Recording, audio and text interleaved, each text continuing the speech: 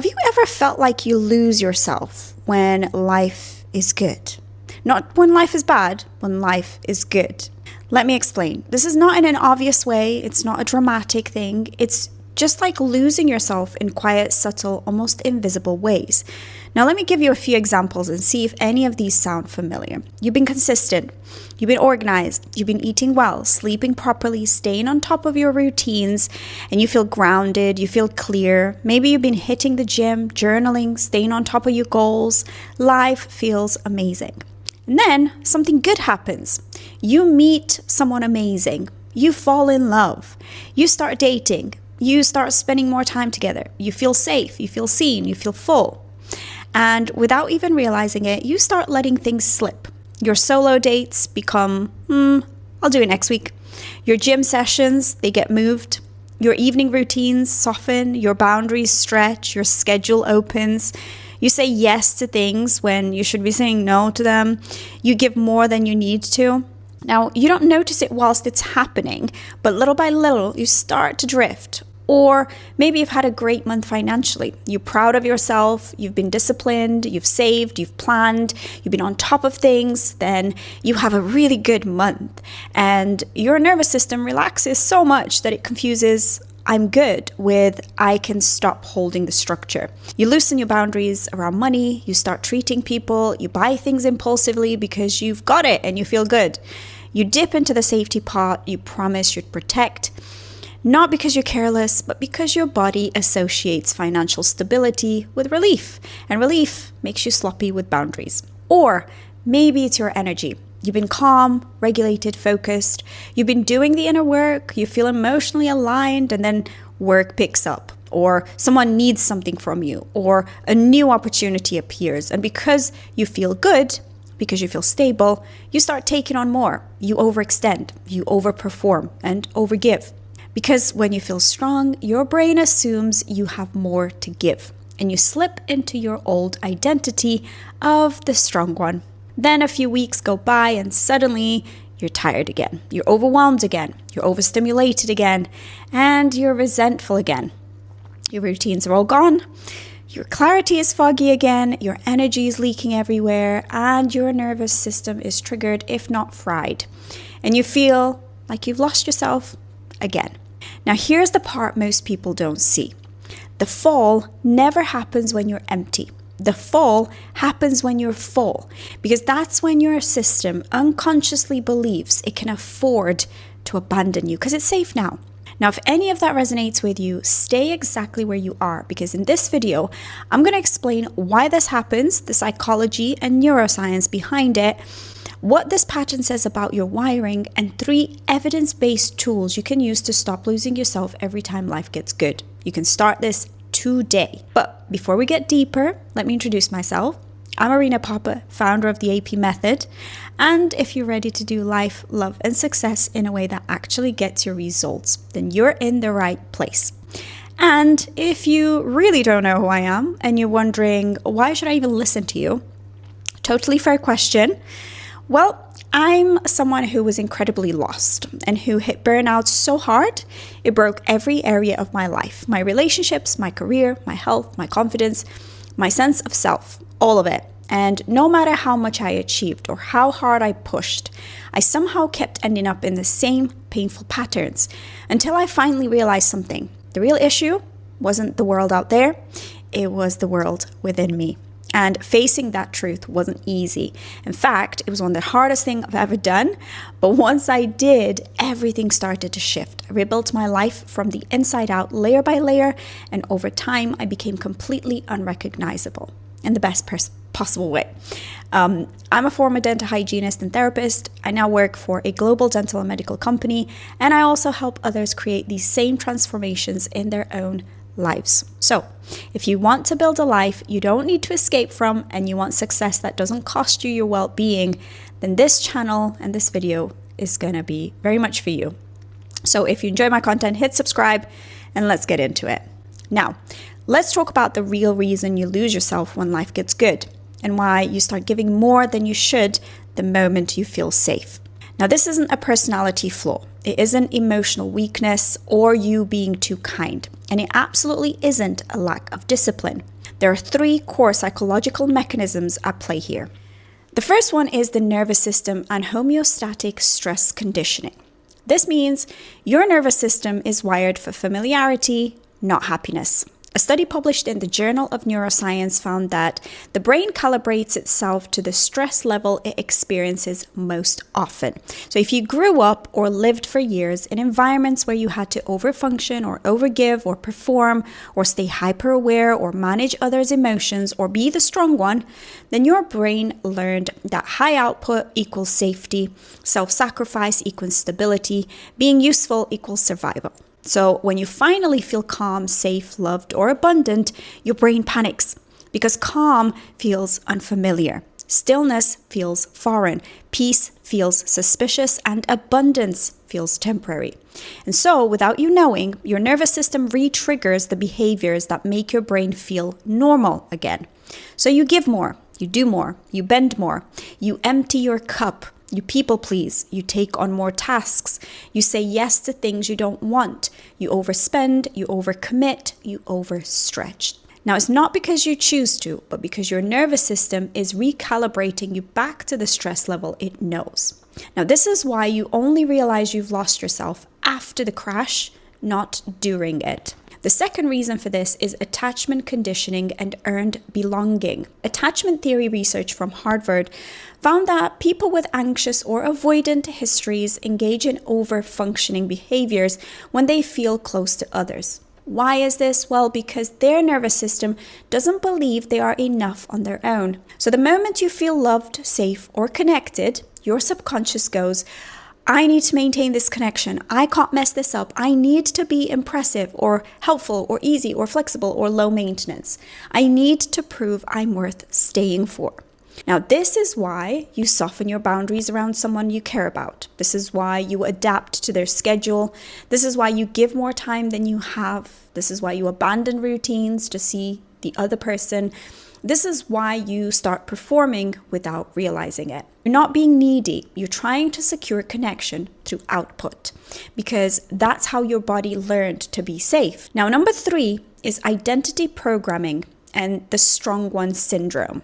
Research from the University of Minnesota shows that people who grow up being the caretaker, emotionally, physically, or psychologically, they develop something called identity-linked responsibility bias. What does this mean? Well, you feel responsible even when you're not. You feel guilty when you rest. You feel needed even when no one asked. You feel pressure to hold it all together. You feel like you're letting someone down when you prioritize yourself. So, when you feel good, your brain interprets your energy as extra capacity. But here's the truth you've never been told. The moment you feel strong, that strength is supposed to go into your life first, not everyone else's. But because your identity is tied to being the strong one, you give it away. Now, all 3 of these, nervous system calibration, attachment conditioning, and identity programming, come together to create the most damaging cycle high achievers live in. Overextend, crash, withdraw, rebuild, repeat. Now, you don't stay in the cycle because you're weak or because you can't do it. You stay in it because your system is wired to operate like this. But now that you know what's happening behind the scenes, let's talk about how to actually begin to change this. I'm going to give you 3 tools backed by real research that you can start today to turn this around. Tool number 1 is the capacity check-in.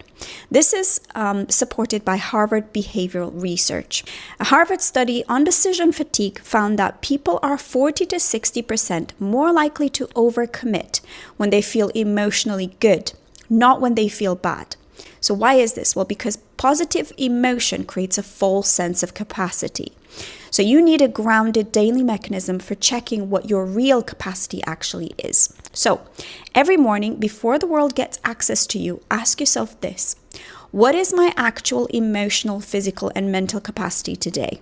Not what I wish it was, not what I think I should have, but what do I truly have? This will reset your brain from emotional decision making to cognitive decision making. Then you're going to ask yourself this: Where does my energy need to go first today? Not where do people want me to, where does the world want me to go, not where guilt wants it to go, not where your habits want it to go, where your life actually needs it. This question actually prevents overextension before it even begins. In this exercise, I would strongly encourage that you consider what in your schedule, the day ahead or the week ahead, what feeds you, what kind of re-energizes you, what recharges you, what gives you, rather than takes from you. And just make sure you prioritize one or two things that do that for you. It might be time with your kids. It might be healthy eating. It might be exercise. It might be just having an hour to yourself or a day to yourself or just some quiet time. Whatever that is, make sure you pick one or two things that you do for yourself that day.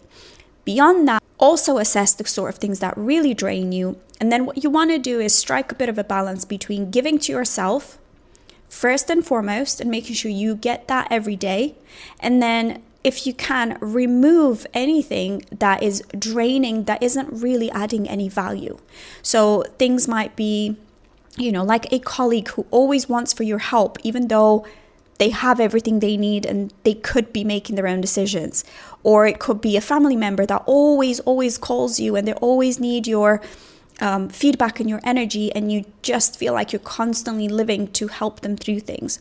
Or it could be eating junk food instead of cooking a healthy meal for yourself. So find one thing that is actually taking away and try and remove it and replace it with something useful, or at least just remove that thing and make space for something better. Now, the second tool is the boundary pre-commitment.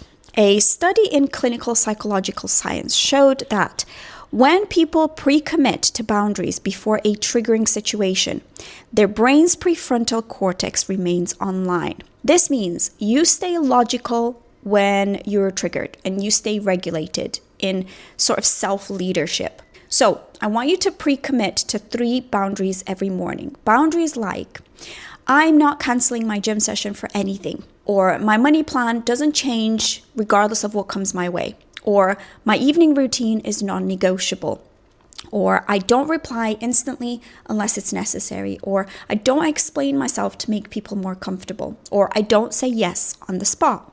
Now say them out loud, write them down, and commit to them.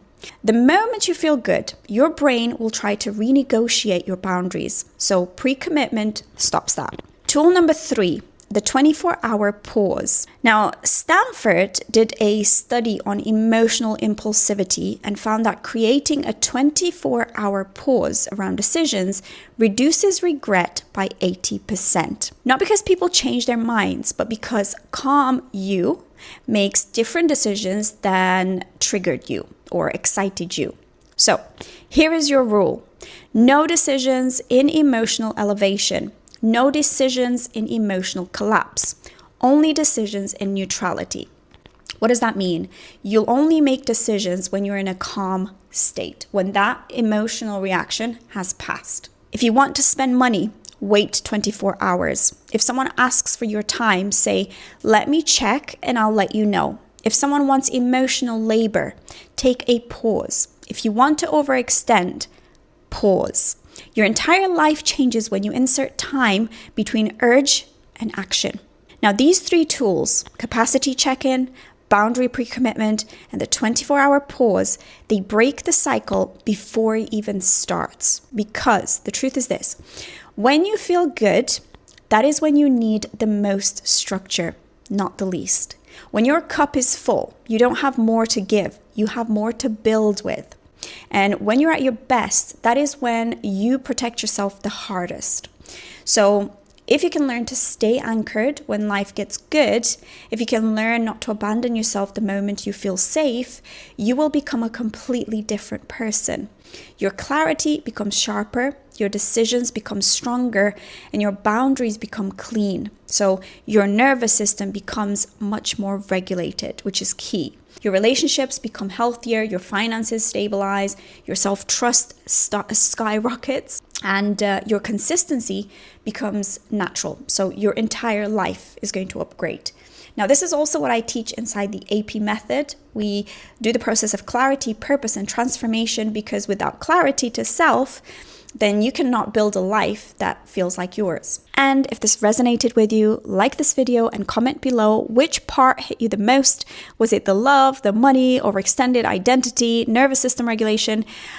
Whichever it was, let me know, and subscribe, because in the next video, I'm going to take you deeper into nervous system regulation, why it is the fastest path to a successful, emotionally fulfilling life, and the ultimate protection against overwhelm. Now, you are here to create lasting transformation, not repetition, not self-abandonment, real lasting transformation. And it begins the moment you decide, I don't lose myself when life gets good anymore.